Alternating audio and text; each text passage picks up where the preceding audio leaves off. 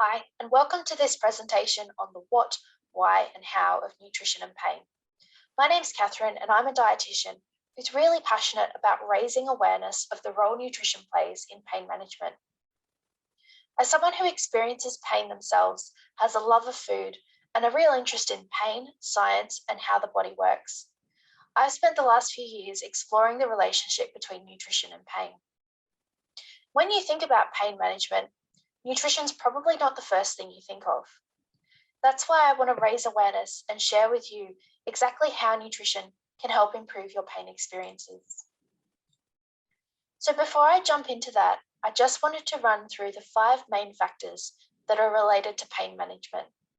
This is biomedical, mind-body, connection, physical activity, and nutrition. Strategies from each of these 5 factors work together in a pain management plan to help improve pain experiences. And you may have come across some of these factors and strategies in your own pain journey. They all work together, they're all linked, and I'd like to use nutrition as an example to show you how it's all connected. The first is biomedical. From a nutrition perspective, when we're experiencing pain, we have increased levels of inflammation and stress in our body. There's certain nutritional strategies, like consuming healthy fats and oils and antioxidants, which are found in oily fish, nuts and seeds, and brightly coloured fruit and vegetables that help reduce this inflammation and stress in the body. Over time, about 3 months, we'll then have improvements in our pain experience. The next is mind, body, and nutrition.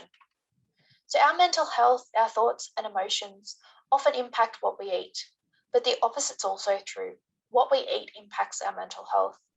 The good news is the nutritional strategies used for pain are the same or very similar to those that are used to improve mental health. So if you're following these nutritional strategies and you have other mental health issues such as anxiety and depression, you'll likely find that you'll have improvements in those as well. There's some other practical considerations here as well, so things like emotional or comfort eating, or a loss of appetite or low motivation. Looking now at connection, we have a real connection and social attachment with eating. There's so many different social aspects associated with eating. We often connect with our family and friends over the dinner table, at a restaurant, or grabbing a coffee. There's a number of different celebrations and cultural events that are centered around food. When we isolate or withdraw because of our pain, we're also isolating and withdrawing from these social activities, and we can lose our social meaning and connection with food. Next is physical activity, which is looking at building strength and increasing movement. When we're building strength, protein is a nutrient that can help us do that. In terms of movement and mobility, though, there can be some issues with shopping, cooking, or preparing a meal. So spending a long time in a supermarket or in the kitchen might make pain experiences worse. So what are some tips that and tricks that we can put in place that will help reduce the time in the supermarket or the time in the kitchen? And lastly, we have nutrition. So this is looking at the how and the what to eat when we're experiencing pain. And also looking at some of the comorbidities or chronic health conditions that are associated with chronic pain, things like heart disease or diabetes. If we can use nutritional strategies to improve things like heart disease and diabetes, we'll also be helping to improve our pain experiences. Now, this next slide is a little bit busy, but I've done that on purpose. I really want to highlight that the relationship between nutrition and pain is busy. It's complicated and it's complex. And all of these examples show you that there's a lot to think about when it comes to pain and nutrition. I've touched on some of these already, such as chronic conditions, inflammation, nutrient requirements such as protein requirements, or the types of fats and oils that you're consuming are different when you're experiencing chronic pain. Some of the ones I haven't touched on are things like medication side effects. A lot of medications that are associated with pain management may lead to constipation or nausea. Things like increasing fiber and water intake can really help to prevent and reduce constipation. And things like nausea and appetite may impact on, the types of foods that you're prepared to eat, for example. Pain, sleep, and eating habits is also another vicious cycle. When we experience pain, we often have poor sleep, and then we often rely on foods that are high in sugar and caffeine to keep us awake. But then that may lead to another poor night's sleep, increased pain, increased reliance on foods that are high in sugar and caffeine. So thinking about strategies to try and break that cycle, like avoiding caffeine in the afternoon, can really help to put that cycle back on track so that we're improving our pain, eating, and sleep. I've talked about eating occasions and social events, food and mood, and the meaning of food and eating. It's different for everyone.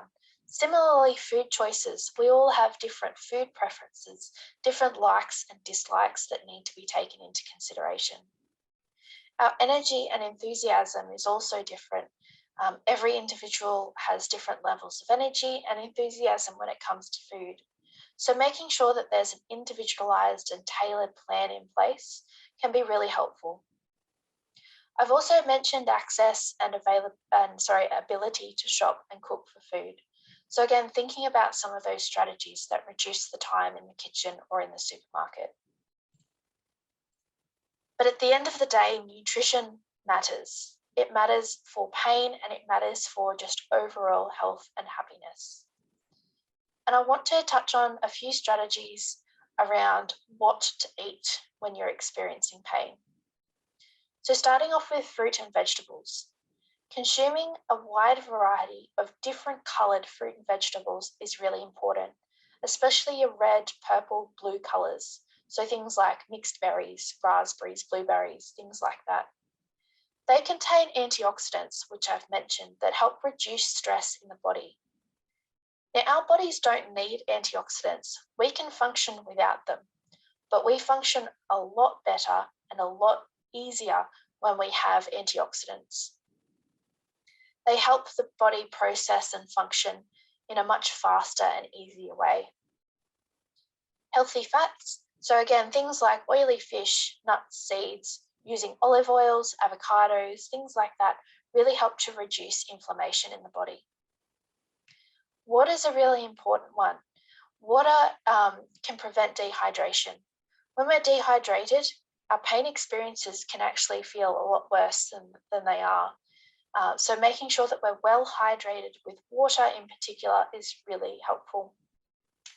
Fiber is the next one. So I've talked about fiber in relation to constipation, but we also have a lot of gut bugs that live in our stomach and intestines. And when our gut bugs are healthy and happy, our body is healthy and happy. And the food that our gut bugs love the most is fiber. So making sure we're looking at whole grain sorts of foods and foods that are containing fiber. So making sure you're having the skin on your fruit and veggies, for example, legumes and things like that will really help boost your fiber intake and make those gut bugs happy and healthy. And lastly, we've got protein. So things like lean meats, good quality dairy foods, plant alternatives like legumes, for example, really help to build muscle and maintain strength in the body. So I've talked a lot about what to eat, but I haven't really talked about how to eat. And it's very easy for me to tell you what to eat, but it's a lot harder to actually go away and do that. So I hope some of these strategies can make it a little bit easier for you to incorporate some of these nutritional changes into your day-to-day routine. The first one is to choose a wide variety of foods from the 5 main food groups. So this is vegetables, fruit, grains and cereals, particularly whole grains, lean meats and alternatives, and dairy. Next is really looking at strategies to increase your fruit and veggie intake, not only the amount, but also the variety, and to do this in a way that's not time consuming when you're preparing a meal. So frozen fruits and veggies, so things like your frozen mixed berries, your vegetable mixes, they even come in, say, a stir-fry mix, or there's Mediterranean veggie mixes that are already chopped up, ready to go, and take quite a chunk of time out of your meal preparation so you can get straight in and cook a meal with about 4 or 5 ingredients that might take 10 or 15 minutes. Reduced salt canned vegetables, same thing. They take away that extra time in preparing ingredients in a recipe and make it really easy to cook. Often I get asked questions around the nutritional quality of frozen and canned vegetables, and they're the same or even better than fresh fruit and veggies, and you reduce your food waste as well. Food swaps is another really easy thing you can do. Have a look at what you've had to eat over the last few days. Is there anywhere that you could swap, say, a butter for an olive oil spread, or the cooking oil that you use to olive oil? Is there any bread or pastas or cereals that you consume? Can you choose a whole grain option, for example? And your lean proteins, if there's any processed meats, can you change that for a lean protein like chicken, for example? Another strategy is to carry a water bottle, and this helps to increase your water intake.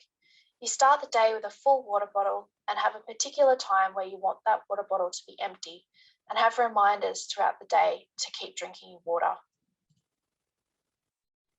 A couple of other things, grocery shopping. So it can be time consuming to go to the grocery store, especially when you're experiencing pain. So one tip that I have here is to divide your shopping into 2 sections. The first is your heavy items, your pantry items. You might be able to get those delivered in bulk online, but your fresh items, your fruit and veggies, meats, cheeses, dairy sort of foods, still try and go to the supermarket to get those, because it gives you that social connection with food. Planning ahead. If you're making a recipe, a meal like spaghetti bolognese or a casserole or a stew of some sort, make a little bit extra so that you can pop it in the freezer and have it at a time where you might be having a flare-up, for example. I'm not suggesting that you go and spend all of your Sunday doing meal preparation, but just think during the week, if there's certain meals that you're going to be cooking, are there any that you can make extra, freeze them? Think about food-related hobbies. So it might be gardening, for example. You might want to establish a herb garden or a veggie garden.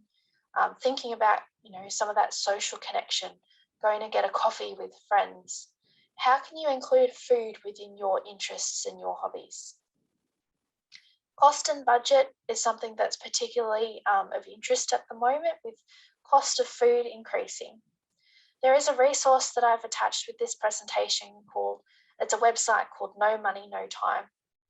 It provides a wide variety of recipes that don't take very much time and don't cost a lot of money.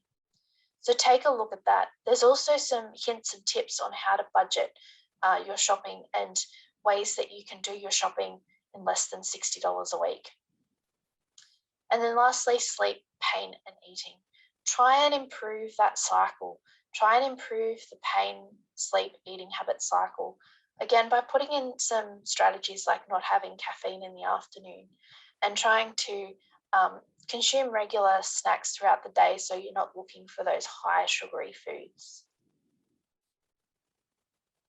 The last part of this presentation, I just want to talk about the who, what, and how of accredited practicing dietitians. So who are we, what do we do, and how can you find one?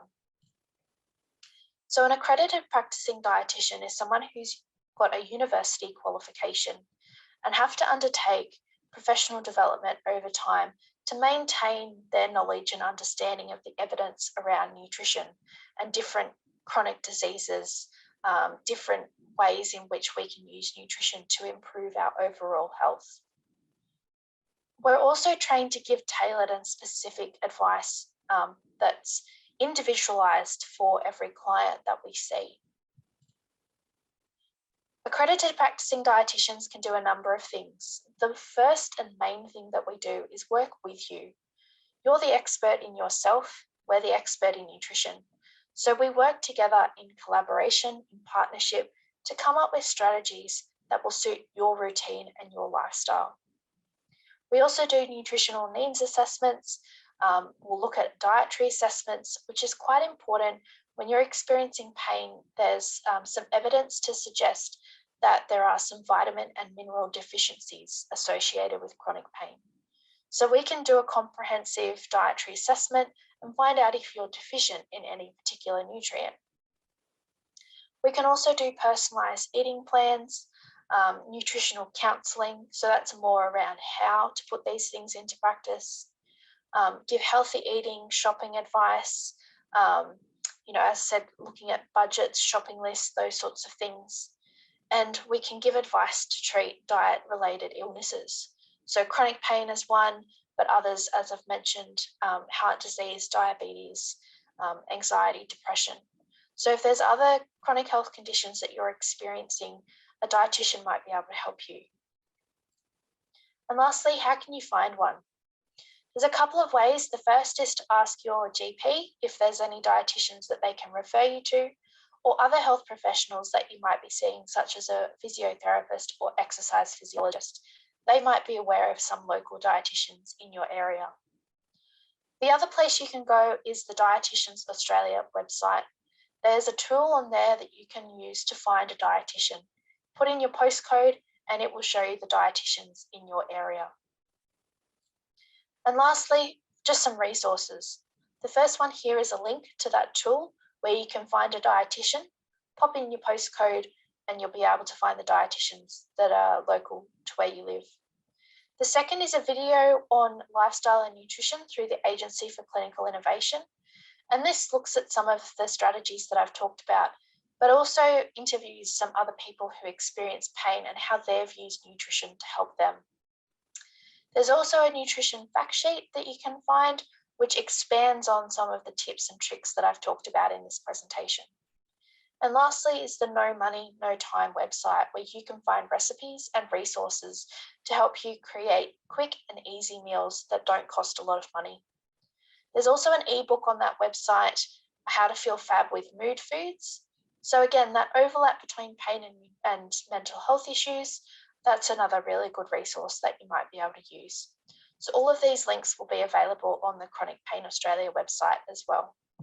But I'd like to thank you for tuning in, watching this presentation. I hope you found some really good tips and tricks that you can take away. And if you found this information helpful, think about seeing if you can talk to a dietitian yourself. Thank you.